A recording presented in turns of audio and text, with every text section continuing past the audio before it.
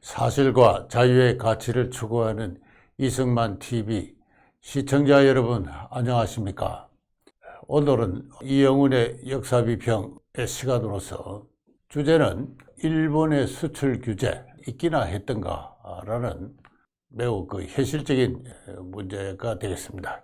2년 전 일본 정부는 한국의 반도체 산업을 대상으로 해서 필수적인 반도체 소재의 수출을 규제했다라고 널리 알려져 있습니다. 저는 과연 수출 규제가 있기나 했던가라는 의문을 오늘 이 시간에 제기하고자 합니다. 이에 대한 한국 정부나 민간의 여론은 그렇지 않죠. 한국 정부는 이와 같은 일본의 조치에 대해서 강력하게 격렬하게 반응을 하면서 반도체 소재를 비롯한 소재 부품 산업의 육성을 추구해 왔습니다. 지난 7월 2일에는 소부장 산업 2년 성과 보고 대회가 무역센터에서 열렸다고 언론 보도를 통해 저는 알게 되었습니다. 이 사진은 소부장으로부터라는 슬로건이 뒤에 걸린 가운데 동대회에 참가해서 치사를 하는 문재인 대통령의 모습입니다.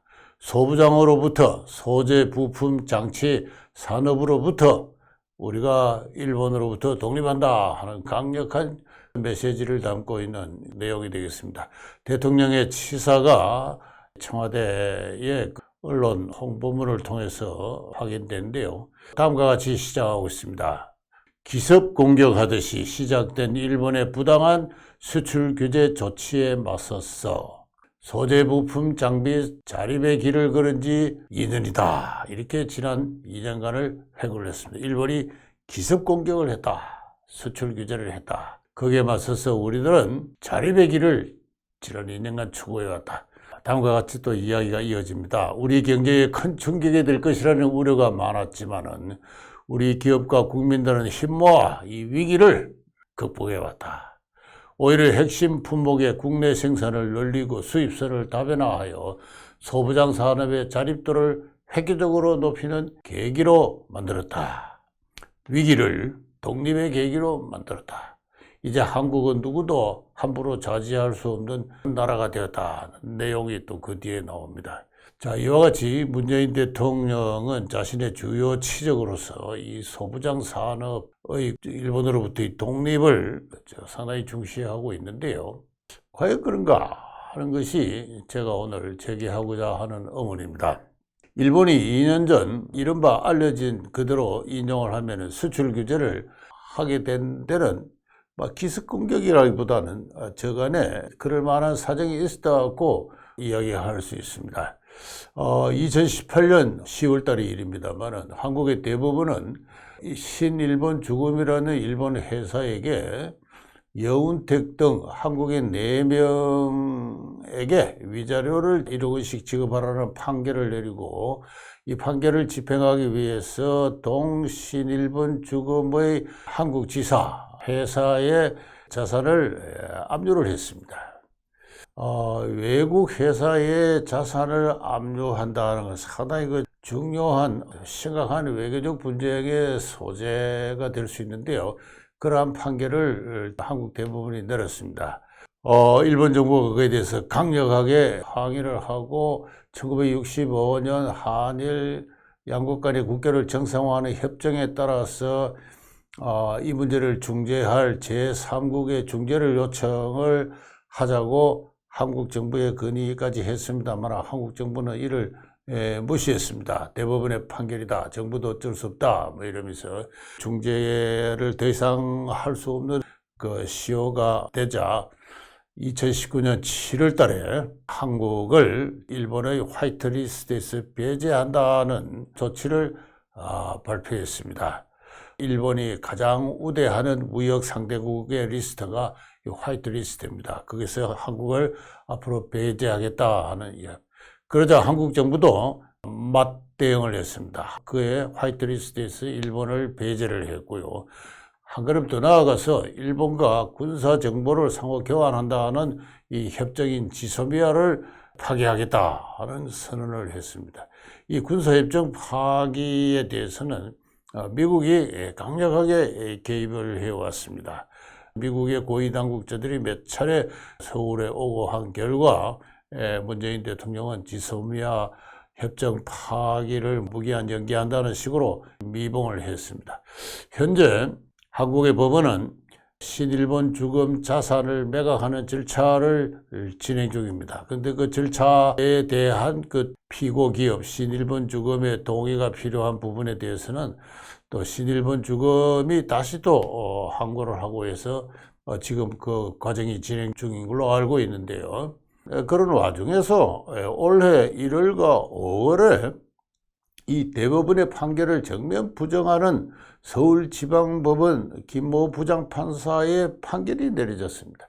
이 대법원의 판결이 내려지자 나도 위자료를 받겠다 해서 총 89명의 한국인이 소송을 제기했습니다. 이 소송에 대해서 서울지방법원은 소송의 요건이 성립하지 않는다 해서 아예 기각을 하는 판결을 내렸습니다.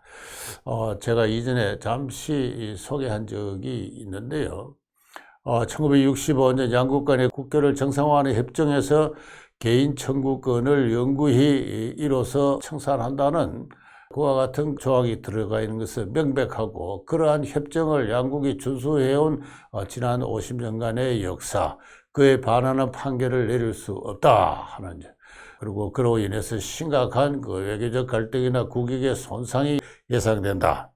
설령 개인의 청구권이 살아있다 하더라도 그 점을 인정한다 하더라도 외국 정부를 대상으로 한 사법 주권의 행사는 자제되어야 하며 협정은 준수되어야 된다 하는 매우 고전적이고 상식적으로 납득할 만한 법논리에 따라서 내려진 판결입니다. 따라서 지방법원이 대법원의 판결을 정면 부정하는 판결을 내려서 법원 내에서 지금 큰 혼란이 발생해 있다.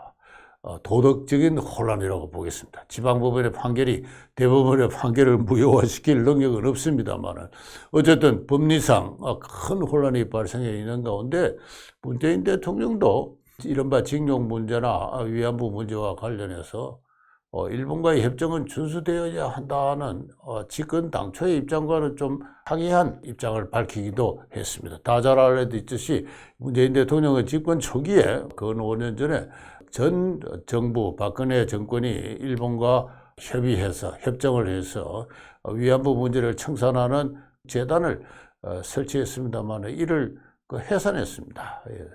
그리고 일본과의 협정을 일방적으로 파괴한 것이죠. 여기서부터 일본과의 갈등이 심각하게 발생하기 시작했는데 2018년 10월에 대법원의 판결이 본격적으로 폭발시키다 이렇게 이야기를 할 수 있습니다. 그러면서 대통령은 일본의 그 수상과의 그 양국 간의 정상회담을 반복적으로 요구를 했습니다만 일본은 이를 거절하고 있습니다. 역사 문제를 소재로 한 회담은 더 이상 할 수가 없다. 사실상 1965년에 양국 간의 국교 정상화 협약을 무효화하는 한국 정부의 여러 가지 조치를 정상화시키는 한국의 조치가 없이는 서로 만나기 곤란하다 하는 이와 같은 입장인 모양입니다. 이 거듭된 일본의 거절에 대해서 정세균 전 국무총리는 전례를 찾을 수 없는 굴욕 외교다라고 또 표현한 바가 있습니다. 지금 이런 같은 상황에서 소위 소부장 산업의 독립운동이 지난 2년간 있었다라고 하겠습니다.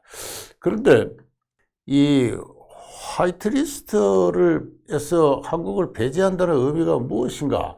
자세히 따져보면 그렇게 어려운 문제는 아닙니다. 화이트리스트란 무기 개발에 사용되는 전략물자의 수출과 관련하여 수출 절차를 간소하게 처리할 수 있는 무역 상대국가 품목의 리스트입니다.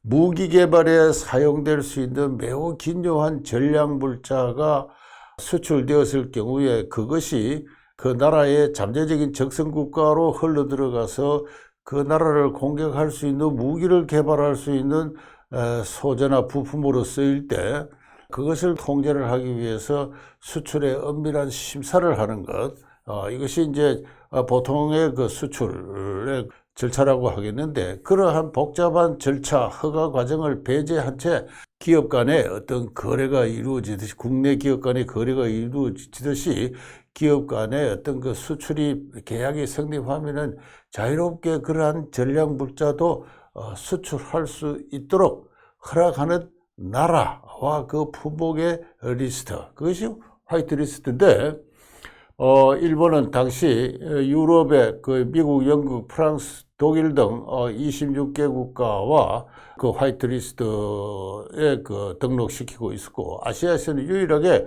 한국 한 개 나라가 일본의 화이트 리스트에 올라 있었습니다. 도합 27개 국가가 되는데, 이 27개 국가는 일본이 가장 신뢰하는 나라의 명단이다, 이렇게 이야기합니다.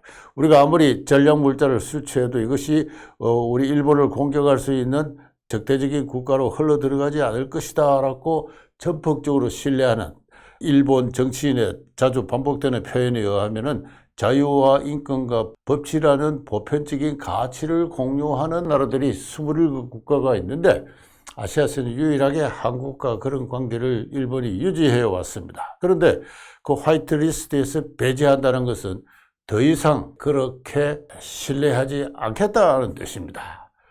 이 화이트 리스트 배제의 순 외교적인 의미는 그와 같은 것입니다. 민감한 전략 물자의 자유로운 수출을 허용할 만큼 신뢰하지 않는다 하는 뜻인데요. 당시 지정된 품목은 3개 품목으로서 포토레지스트 또는 에칭가스, 글로린, 폴리이미드 등 반도체 제조에 필수적인 3개 품목이었습니다. 이것이 일본의 경제부처가 발표한 조치고, 이것이 한국의 제1수출품인 반도체와 관련해서 필수적인 소재인 만큼 이 조치는 외교적인 의미를 넘어서서 그 대상국인 한국 정부나 또는 한국의 정치나 언론에서는 이를 수출 규제를 통한 한국에 대한 부당한 경제적 압박으로 이렇게 이제 이해되기 시작했습니다. 한국 정부와 민간은 일본의 화이트리스트 배제에 대해서 격한 반응을 보이면서 이를 수출 규제로 받아들인, 그래서 소재 부품 장치를 한국에 수출하는 일본의 높은 지위를 이용한 부당한 압력이다. 그래서 국제자유무역의 원칙에 어긋나는 부당한 조치로서 세계무역기구에 이를 제소를 했습니다. 다시 말해서 무역전쟁으로 받아들인 것이죠. 또는 사실상의 경제전쟁 이런 표현도 많이 나왔습니다. 일본이 그들의 우월한 지위를 이용해서 한국에 대해서 부당한 무역전쟁을 벌이고 있다는 것입니다. 이러한 그 언론의 보도가 이루어지자 한국 민간에서는 소위 다들 아시는 대로 일본 상품 불매운동이 전개되었죠.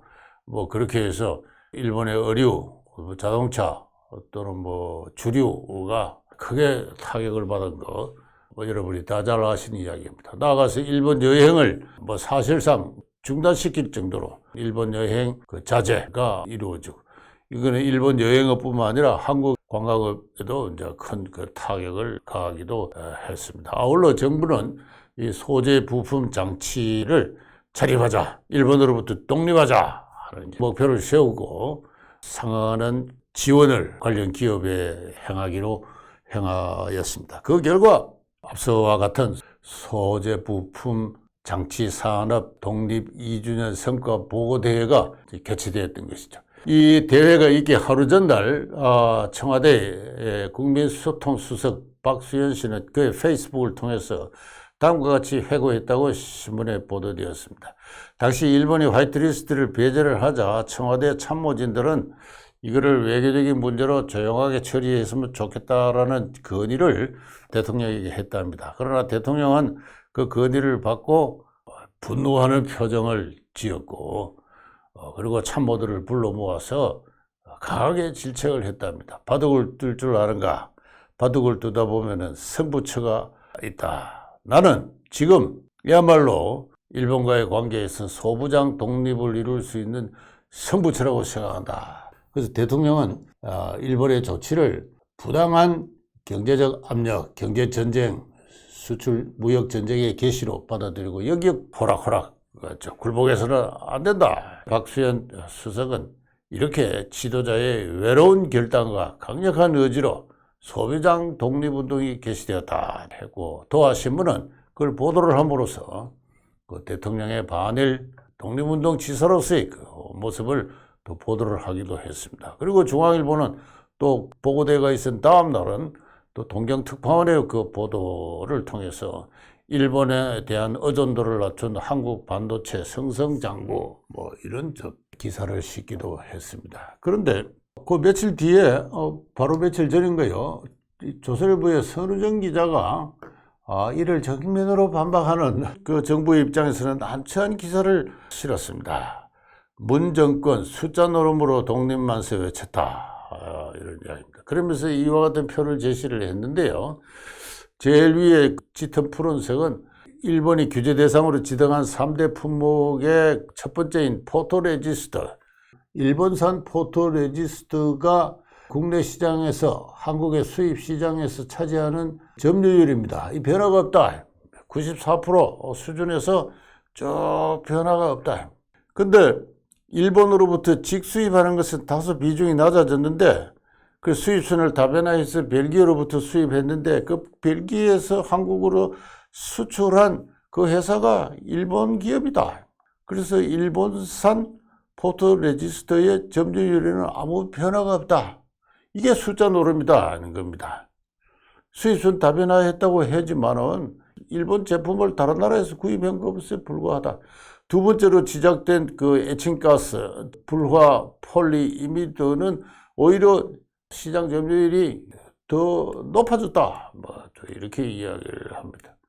그 다음에 불화수소가 이렇게 쭉 낮아진 것은 중국산 불화수소가 대신 높아진 결과고, 이것은 제조를 하는데, 생산을 하는데 크게 기술적으로 어려움이 없는 모양입니다.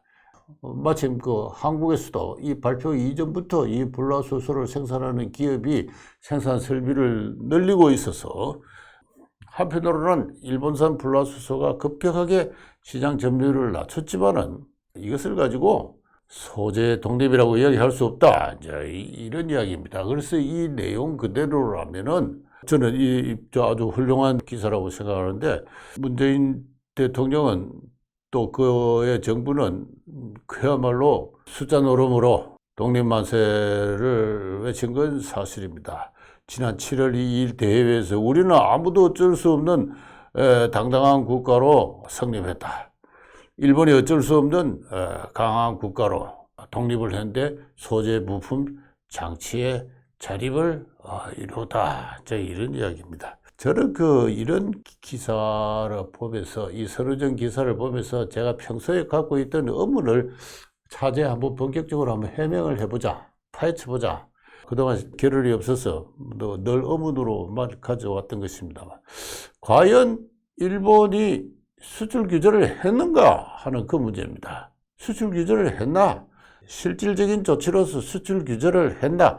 화이트리스트에 배제했다고 그것만 갖고 수출 규제를 이야기할 수 있느냐 하는 그런 것입니다. 그것이 제 평소의 의문인데요. 수출 규제를 한다는 것은 우선 수출을 금지하는 것이 포함될 수 있습니다. 한 몇 년 전인가요? 중국이 자국에서 나오는 히토류 수출을 금지를 했죠. 히토류에 포함된 그 리튬이라는 광물이 아마 여러 가지 그 전자제품을 만드는데, 스마트폰을 만드는데 필수적인 모양입니다. 그러자 당시 외교적인 마찰을 벌이고 있던 일본이 굴복을 했죠.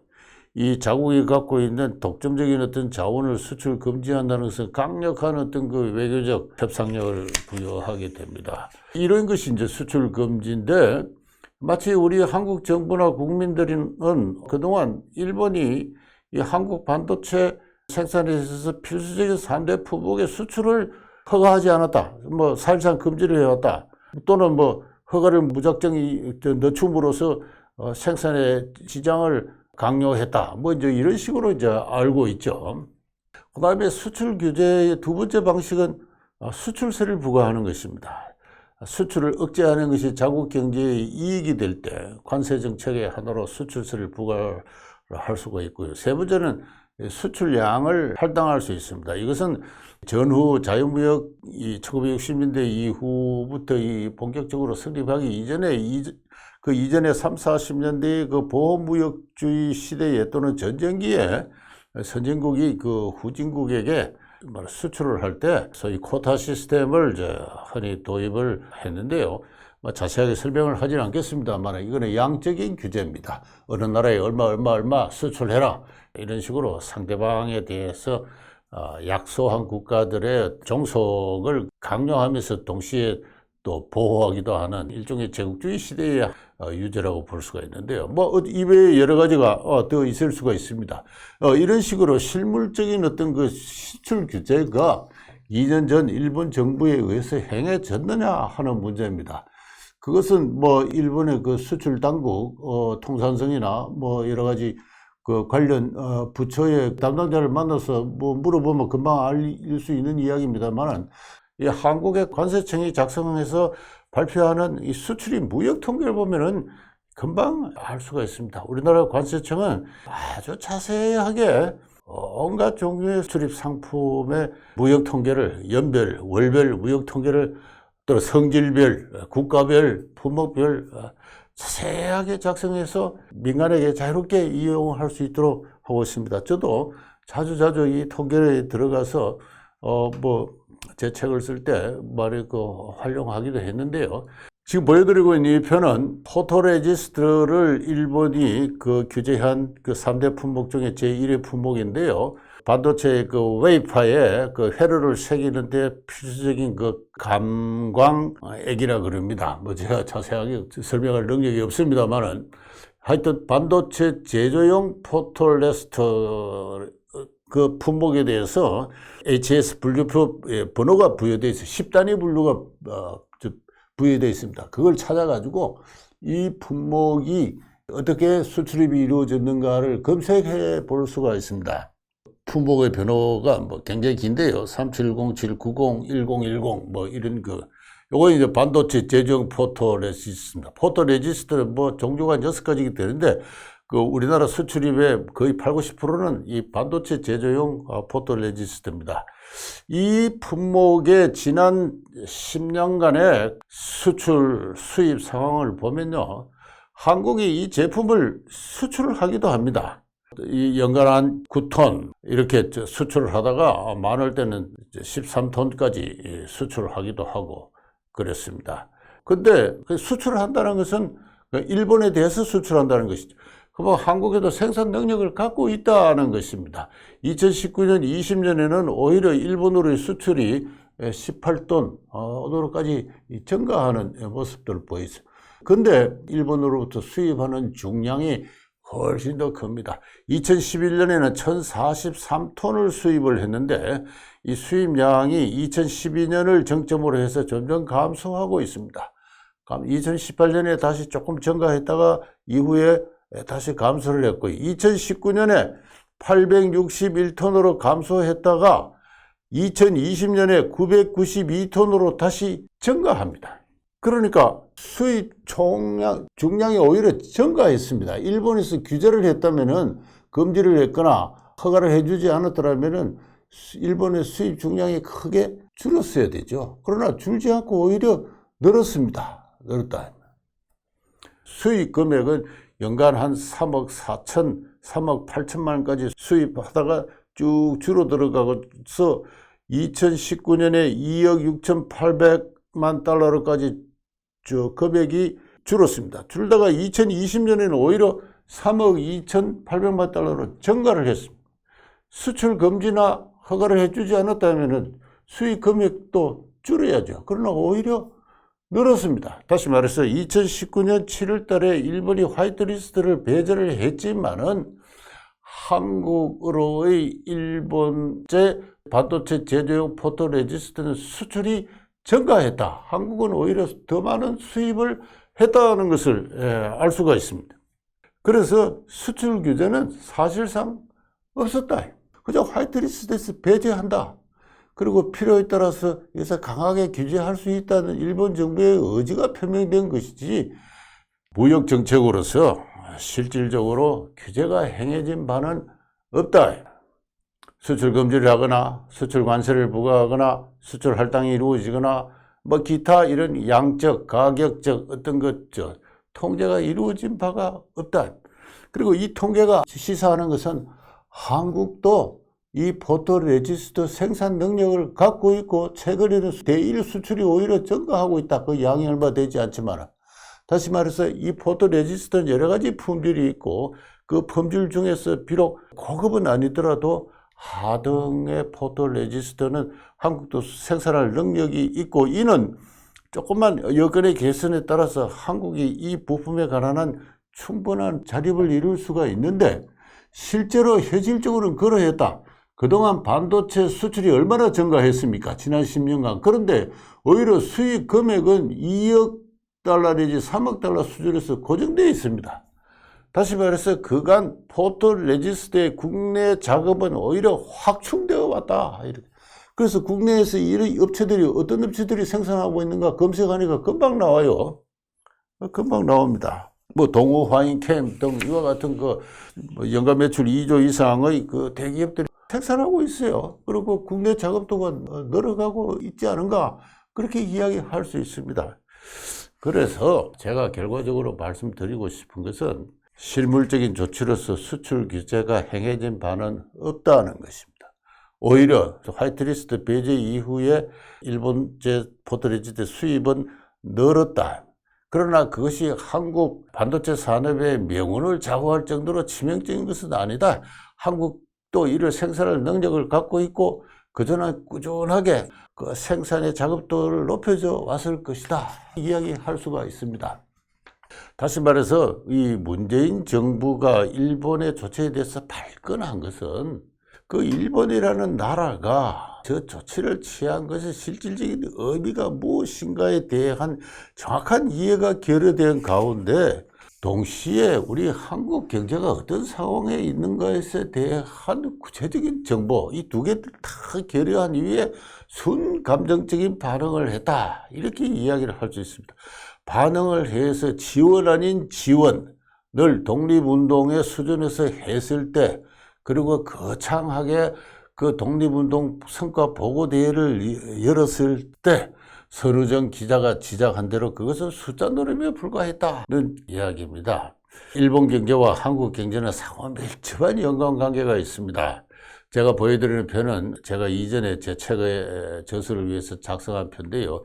위에 푸른 선은 한국의 그 무역 수지 추이를 나타내고 밑에 빨간색은 일본과의 그 무역 수지 추이를 나타냅니다.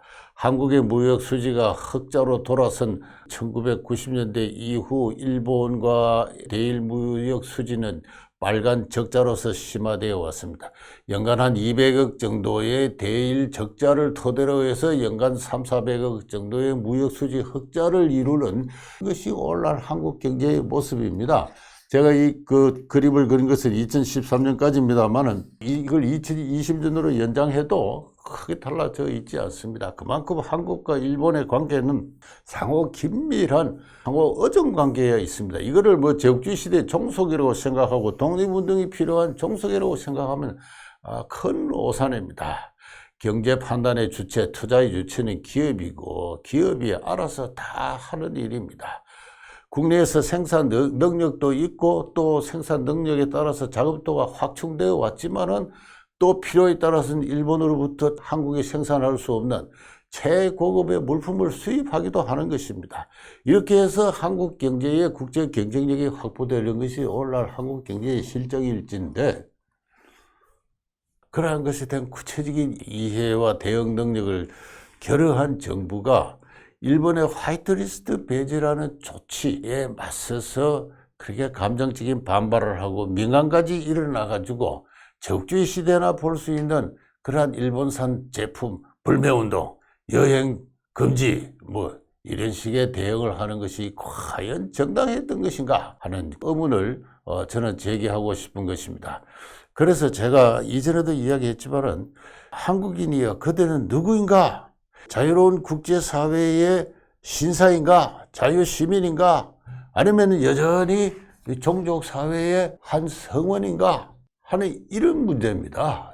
2015년 1월 달에 일본 외무성은 한국을 자유인권 법치의 기본 가치를 공유하는 국가에서 배제했습니다. 일본 외무성의 외고 청서가 그렇게 했습니다.